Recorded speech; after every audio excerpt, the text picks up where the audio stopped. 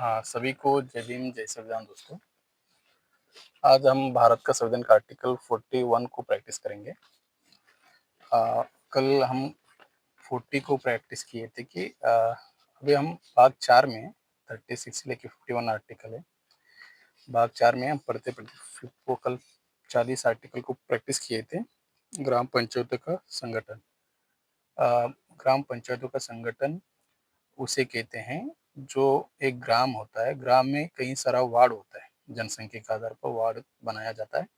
Ward में एक-एक वहाँ से एक-एक चुनकर आते हैं, सदस्य एक-एक सदस्य चुनकर आते हैं, और उन वार्डों को प्रतिनिधित्व करते हैं।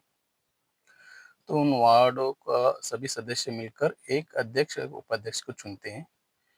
तो अ, वो एक संगठन हो जाता है, यानी कि ग्राम पंचायतों का संगठन हो जाता है। तो और उसमें ग्राम पंचायत डेवलपर ऑफिसर रहता है और एक सेक्रेटरी रहते हैं। ये ग्राम को डेवलप करने का काम करते हैं। ये और इनको जैसे हम सरकार देखते हैं वैसे इनको भी राइट्स देने के लिए राज्य को ड्यूटी है। राज्य उनको ऐसा शक्ति प्रदान करे कि वो भी अ, अ, सेल्फ गवर्नमेंट के जैसे काम करें। तो उसको हम कल चर्चा किए थे और समझे थे। आज आर्टिकल 41 को समझेंगे। Right to work, to education and to public assistance in the certain case. The state shall, within the limits of its economic capacity and development, make effective provision for the securing the right to work, to education and to public assistance in the case of unemployment, old age, sickness and disablement, and in other case of the undeserved went. तो कुछ दशाओं में काम, शिक्षा और लोक सहायता पाने का अधिकार। राज्य अपने आर्थिक समर्थन और विकास की सीमाओं के भीतर, यानी कि जो डेवलपमेंट करते हुए भी उसके भीतर ही काम पाने के, शिक्षा पाने के और बेकारी, बुढ़ापा, बीमारी और निःशक्तता तथा अन्य अनारी अभाव की दशाओं में लोक सहायता पाने के अधिकार को प्राप्त करने का प्रभावी उपबंध करेगा।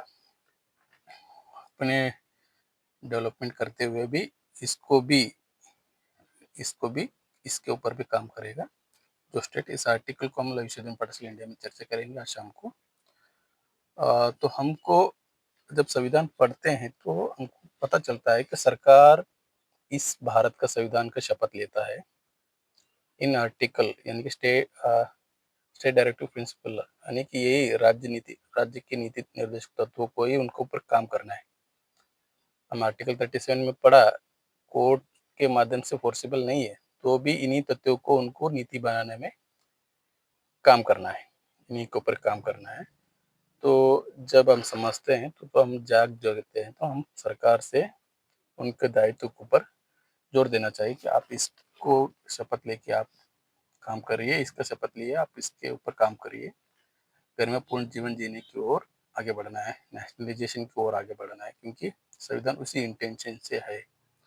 तो इंडिविजुअल व्यक्ति को यहाँ पर हमने इक्वलिटी लाना है, यानी कि बंधुत्व, भाईचारा, इसको इम्प्रूवमेंट करना है।